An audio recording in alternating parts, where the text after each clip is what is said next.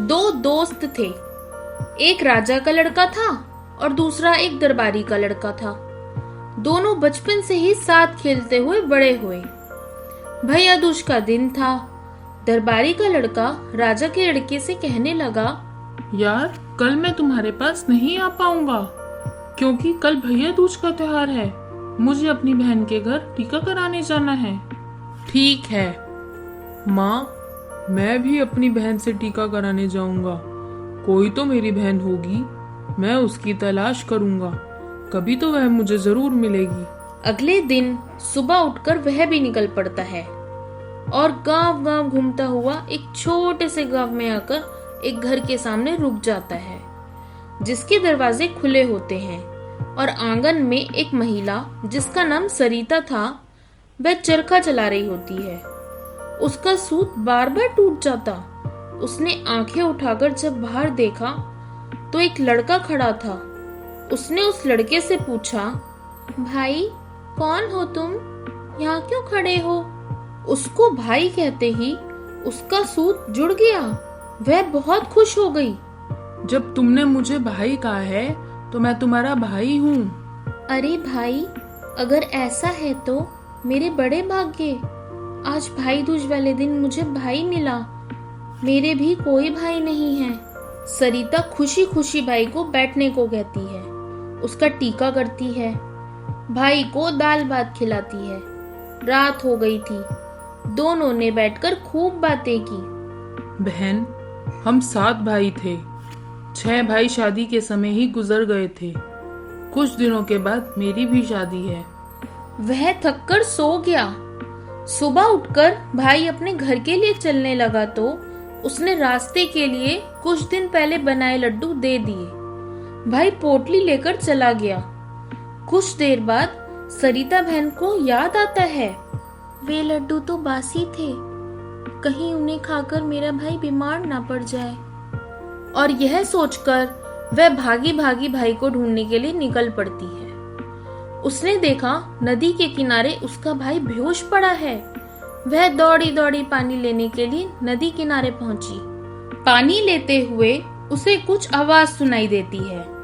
वहां एक बड़ा सारा लगा था जिसमें लकड़ियां काटी जा रही थी।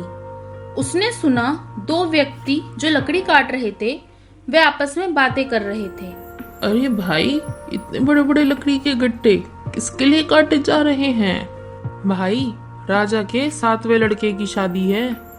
अब उसकी बारी है इस दुनिया से जाने की। उसी के लिए ये लकड़ियां काटी जा रही हैं। यह सुनकर सरिता बहुत दुखी हो जाती है और रोने लगती है। रोते रोते ज्यादा दुखी हो जाने के कारण वह बेहोश हो जाती है। उसे स्वप्न आता है और एक देवी माँ उसे कहती है, पुत्री रो मत, तूने अपने भाई की जान बचाई है, तू उसे बचा सकती है। माँ, क्या कोई ऐसा उपाय है जिससे भाई की जान बच सके? हाँ, उपाय है। यदि इसके लड़के की कोई बहन या बुआ इसकी शादी में सारे उल्टे उल्टे काम करे तो यह लड़का बच सकता है। माँ, कैसे उल्टे काम? जैसे वह हल्दी की जगह उसके शरीर पर राख लगाए, गीतों की जगह रोए पीटे गालियां दे, दरवाजे से ना निकलकर पीछे की दीवार तोड़कर वहां से उसे घर के बाहर निकालें, बारात में रोते पीटते जाएं, एक करवा और एक कपड़ा लेकर फेरों की जगह बैठ जाएं, उसकी जूती की रक्षा करें। जब नाग माता के बच्चे उसके जूतों की तरफ आएं तो पकड़कर उसे करवे में डाल लें। इस तरह 7 बच्चे आएंगे, सभी को पकड़कर बर्तन में डाल लें। फिर नाग माता गुस्से में फुंकारते हुए आएंगी और उस बहन या बुआ को खाने को दौड़ेंगी। तब वह बहन कहे कि मुझे क्यों खाती हो, मुझे डसना चाहती हो? तुमने भी तो मेरे 6 भाई डसकर मार दिए हैं। नागिन और गुस्से से फुंकारेगी। वह कहेगी मेरे बच्चे छोड़ दो, तो वह कहे कि मेरे भी भाई छोड़ दो। उसकी जिद पर नागिन मान जाएगी। उसका एक एक बच्चा छोड़ते हुए वचन भरवा लें। और इस तरह उसके सातों बच्चे छोड़ दें, तो नाग माता अपने बच्चों को लेकर चली जाएगी और इस तरह लड़के की जान बच जाएगी। स्वप्न में सरिता सारी बातें ध्यान से सुन रही होती है। तभी उसे होश आता है। उसका भाई उसे ढूंढते हुए वहां आ जाता है और उसके ऊपर पानी छिड़क रहा होता है। वह स्वप्न की बातें याद कर सब समझ जाती है कि मेरे भाई की जान को खतरा है। इस पर 7 संकट आएंगे, मुझे इसकी रक्षा करनी होगी। बहन, तू अपना घर छोड़कर आई है, घर जा, तेरा बच्चा रो रहा होगा। मैं तुम्हारी शादी तक तुम्हारे साथ रहूंगी।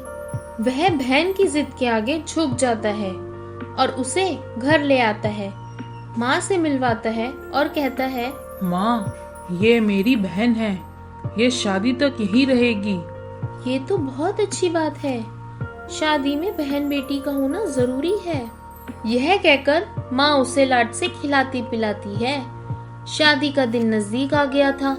घर में शुभ कार्य होने लगे थे, मंगल गीत गाए जा रहे थे। तो वह रोने पीटने लगी, जोर जोर से हाथ पैर पीटने लगी। अरे कैसी कुलक्षण बेटी है ये।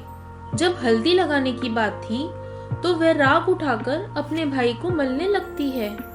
सभी स्त्रियां उसे डांटती हैं, पर वह किसी की नहीं सुनती। सहरा बांधने की जगह वह घास फूस बांधती है। मुख्य दरवाजे की बजाय पिछले दीवार को थोड़ा तोड़कर उसमें से भाई को निकालती है। तभी मुख्य दरवाजा गिर जाता है।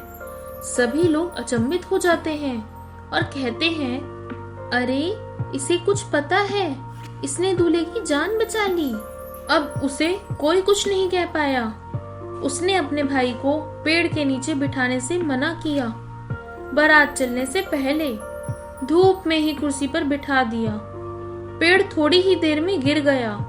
सब एक बार फिर हैरान थे कि यह औरत कौन है, कोई जादूगरनी है क्या। जब बारात चलने लगी तो वह एक छोटी मटकी और एक कपड़ा लेकर बारात में चलने के लिए आ गई। बेटी, बारात में औरतें नहीं जाती। लेकिन वह नहीं मानी और रोते पीटते हुए बारात के आगे आगे चल दी। जो बारात देखता वही कहता, कैसी अनोखी बारात है ये। इस तरह बारात जनवास से पहुंच गई। खान पीन व रीति रिवाजों के बाद दूल्हा फेरों के लिए चला तो बहन अपनी मटकी व कपड़ा लेके भाई के पीछे पीछे चल दी। भाई ने जहां अपनी जूती उतारी वह उनकी रक्षा हेतु वहां बैठ गई। जब फेरे शुरू हुए तो पहले फेरे पर नाग माता का एक बच्चा आया और जूतों में छिपने लगा। उसने कपड़े से पकड़कर उसे अपनी मटकी में डाल लिया और उसका मुंह बंद कर दिया। इस तरह 7 बच्चे हर फेरे पर आए। उसने 7 को मटकी में बंद कर लिया और वहीं बैठी रही। तभी नाग माता गुस्से से फुंकारते हुए वहां आई और बोली, तूने मेरे बच्चों को पकड़ा है, मैं तुझे नहीं छोड़ूंगी। मेरे बच्चों को छोड़ दे। तो तुम भी मेरे भाई को छोड़ दो, जिनको तुमने खत्म कर दिया है। तू कौन है उन्हें छुड़ाने वाली? मैं उनकी बहन हूँ और उन्हें छुड़वाकर ही मैं आपके बच्चों को छोड़ूंगी। अब नाग माता मजबूर हो गईं और बहन ने उसे वचन भरवा लिए। बहन ने एक बच्चा निकालकर छोड़ दिया तो नाग माता ने भी उसका एक भाई वहीं प्रकट कर दिया। इस तरह 6 भाई उसने वापस कर दिए, उनकी बहुओं सहित। 7वें भाई को भी नाग माता ने जीवन दान दे दिया। नाग माता अपने बच्चों को लेकर वहां से चली गई। अब राजा ने अचानक से देखा कि उसके 6 बेटे अपनी बहुओं सहित उनकी तरफ आ रहे हैं, तो वह खुशी से उछल पड़े और अचंभित होकर उनसे मिले। इस तरह 7 बेटों की बारात की विदाई हुई। गाजे बाजे के साथ बारात राज्य की तरफ चल पड़ी। देखो महारानी जी, रानी अटारी से देखती है तो 7 रथों में उसके 7 बेटे बहू आ रहे थे। बेटी, तुमने ऐसा क्या किया है? कैसे 7 बच्चों को अपने साथ ले आई? तुम हमें भी बताओ। वह सारी कहानी सुना देती है। राजा रानी की आंखों में तो आंसू आ जाते हैं। रानी उसे प्यार से गले लगाते हुए कहती है, आज से तुम हमारी बेटी हो। माँ, ये बहन सब कुछ छोड़कर मुझे बचाने चले आई। अब इसे विदा करो। राजा रानी ने उसे खूब धन दौलत दास दासियां देकर रथ में विदा किया और राजा ने उसके लिए वहां महल भी बनवाने का आदेश दिया। इस तरह भाइयों को बहन और बहन को भाई मिल गए। सब खुशी से रहने लगे।